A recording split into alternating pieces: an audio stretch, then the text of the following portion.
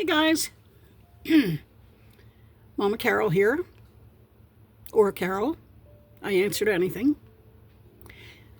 So today, I told you we were going to talk a little bit more. In fact, the last video I said we were going to get into something a little bit different. And we've been talking about grief. And basically, we've been talking about what it's like losing somebody that you're thinking that you have your whole life with this person, and one day they're gone, and suddenly your golden years are shattered, and you don't know where to begin. You fall into depressions or, whatever. And then I talked about the fear of getting old, which, again, just that was the fear of turning 65. What's next? What's the next chapter of my life going to be? But today we're going to talk about something a little bit different. We're going to be talking about food grief. Now, a lot of people don't really understand what food grief is or if it's even real, but I can tell you food grief is actually very real. And I don't know if any of you have watched like My 600-Pound Life, and I don't think there's a show I missed. But the thing is, on that show, people want to lose that weight. They have this preconcept that if they get the surgery, that everything is going to be good. I'm just going to go get this surgery done, and everything in my life is going to be good from that point on. Nope. I hate to say it, but nope. And that's why only 5% of Dr. Now's patients actually maintain their weight. Now, there have been a few that have made it, but they actually went with the full program and they'd done some of the things that they were supposed to do, such as seek psychiatric help. Sometimes you need to see a psychiatrist and find out what is the root of your weight problem. Now, most of the time, if you listen to every story on there, and if you talk to some people that are extremely overweight, and I'm not going to say even extremely overweight, because this goes for people that are overweight. This goes for people that are anorexic, bulimic. The whole thing comes down to you need to get to the root of the problem. Why are you the way that you are? So, and why am I talking about this? Because I know that there's a lot of times, and it's been done to me in the past, a number of times. You say that you're starting on, let's just say, starting on Weight Watchers, okay? And one day, somebody sees you and you've got a cupcake in your hand. And they're like, "Are you eating that? I thought you were on a diet. How could you be eating that if you're on a diet?" Well,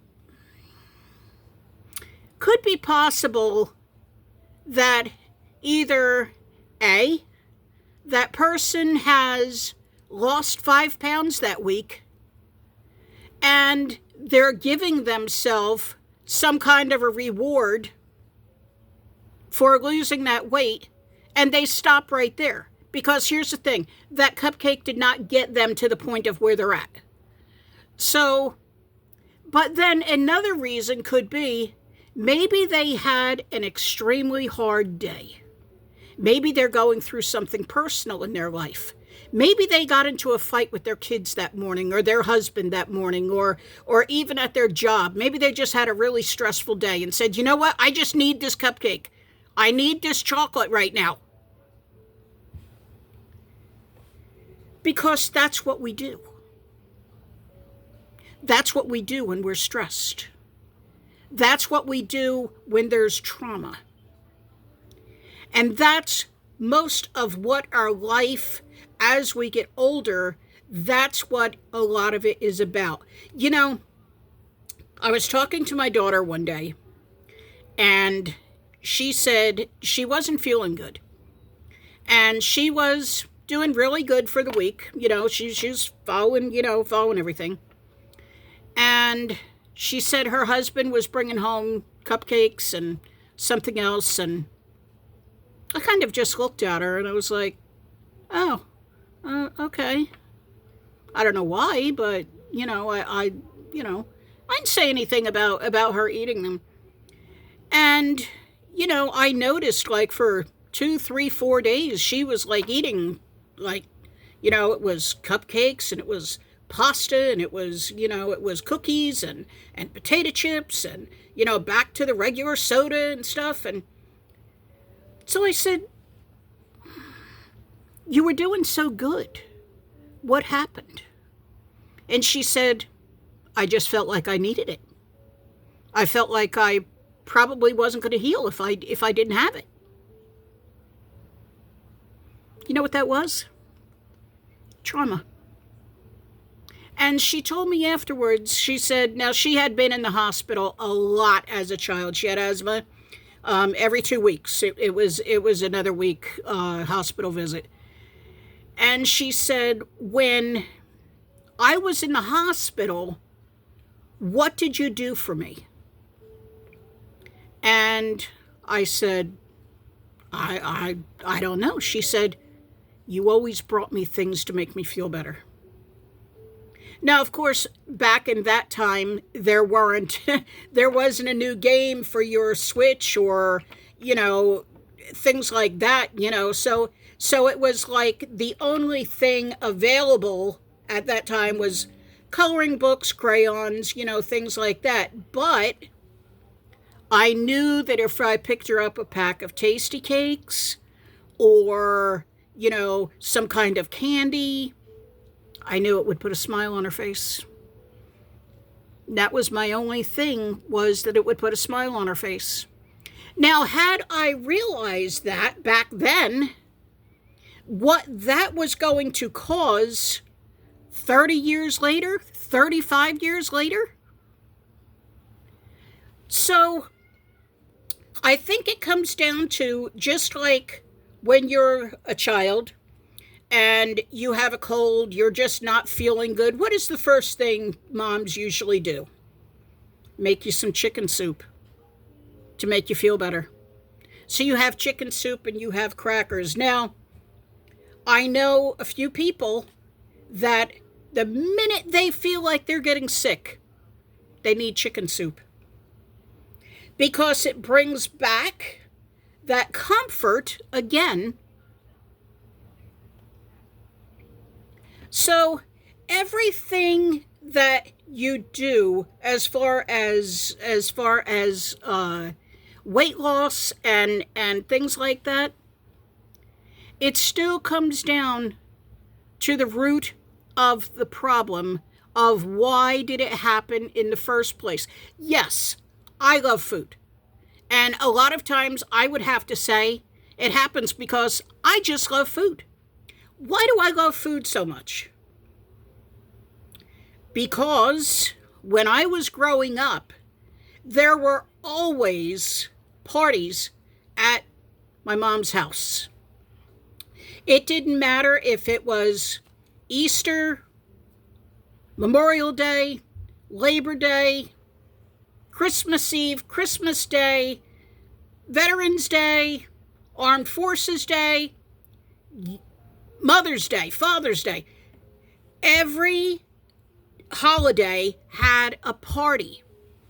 And what did that party do? It brought my entire family together. And there was always lots and lots of food. So you knew whenever there was any kind of a holiday coming up, it was celebration time. So for me, it brings back that feeling of my family being together, the love, and all of the food. So a lot of times when people are eating certain foods, it's a memory. And it's almost like a comfort of losing that connection. So you almost go through an emotional loss. Like, I know myself. My mom used to make this pot roasted chicken. And my grandmother used to make rigatoni with these big stuffed, big pieces of meat in it. And I would go over my Aunt Jones, and she would always have crackers and butter on the table. It didn't matter when, there was always crackers and butter on the table. And I would go to my Aunt Carol's, and she would always bring out the cookies. I miss all of that. And it doesn't matter who you are. I'm sure sometime in your life, you've had this same thing happen. You knew when you were going to your aunts or to your grandmothers or to your mothers or sisters or whoever, you knew that you were going to be served a certain type of food, and now you actually go through an emotional loss because there's no longer a connection there. Sometimes when we're dieting or a lifestyle change, we tend to socially isolate ourselves because we don't want to go somewhere that is going to have all these foods that are going to tempt us. So for me, when there's anything going on, if there was anything at church or things like that, I bring something healthier that I know that if all else fails, I can eat what I brought, because a lot of times you will see it is super rich cakes and pies and pastas and things like that. You might find a rogue piece of broccoli somewhere, but so I try to bring something that I know that I can have and feel somewhat comfortable, just sitting there eating. It just causes a physical and mental deprivation, because there are some times, and I've especially been going through this the past couple weeks. I feel like this is just not fair. Why should I have to do this? It's not fair that I can't eat the raviolis that everybody else is eating. But can I? Yes, I can. Here's the difference. Instead of eating 8 raviolis, eat 4 or eat 3, depending on their size. What I have learned to do is if I'm making pasta, let's just say, because I think, give me 1 second here.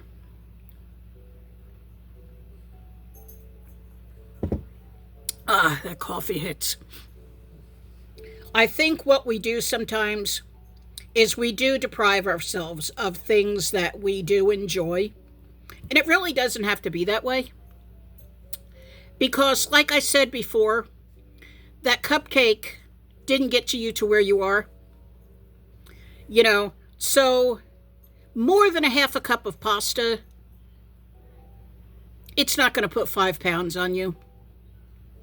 So what I have learned to do is whenever we have anything like pasta, I always make sure that I have a lot of vegetables. So like the California medley with the carrots and the broccoli and the cauliflower is awesome. And also you can add a salad. So you don't have to eat that big bowl of pasta. There are other things that you can have. So, breaking this all down, before you beat yourself up because you've gained 2 pounds or 3 pounds and say, well, I've been following everything that the paper says. I haven't gone over a calorie or I haven't gone under a calorie. Realize sometimes that things like stress, anxiety holds that weight. So even though you might be thinking that you're doing great, your body is not releasing some of that weight because that trauma needs something to hold on to. So if you're thinking about getting bariatric surgery, if you're thinking about some of the GLPs that are out there, Ozempic, Jardiance, Mounjaro, make sure beforehand you actually stop and question yourself. Is there anything in my life that could hold me back from this? From being successful? There's this book out right now. It's called Shadow Work. And sometimes when you do shadow work and you go back to when you were 2, 3, 5, 7 years old, you would be surprised at some of the things that trauma has held on to. And a lot of times when we think about fear and we're afraid to move ahead on something, sometimes that fear is trauma. And it could have been something that happened when you were 2 years old, that it is just not letting go. So, when you go to bed tonight, or whenever you get a quiet time, just stop and think. Is there anything that could be holding me back? Think about, grab yourself a notebook, and on those days that you just feel like you've just lost control and you need that those sweets, those carbs, Write down what happened in that day. Did somebody cut you off? Did somebody step in front of you at the supermarket? Because it could be something that silly that is holding you back. So, or you just had a really bad day at work. Or maybe you just started thinking about somebody that you've lost. Any of those things. So, like I said, grab yourself a notebook, and on those days that you feel like you're slipping up, write down what happened that day. But at the same time, give yourself grace. Because we all slip up. And you know what? You can go around that bush 200, 300, 400 times. But maybe that 401st time you go around, it finally sticks. So, you fall off that horse, you get right back up on it again. Maybe not right away. Maybe the next day. So, I hope I'm talking to somebody, because this has really been on my mind, and every time I watch My 600-Pound Life, I think the same thing. You need to get to the root of the problem. And a lot of times, it works. So, all right, let me know what you think about this video. Let me know if it said anything to you. So, all right, I am going to go, and wow, I'm 22 minutes into this. So this is the longest I've talked in a while. So anyway, I will talk to you guys tomorrow. Be blessed, and bye for now.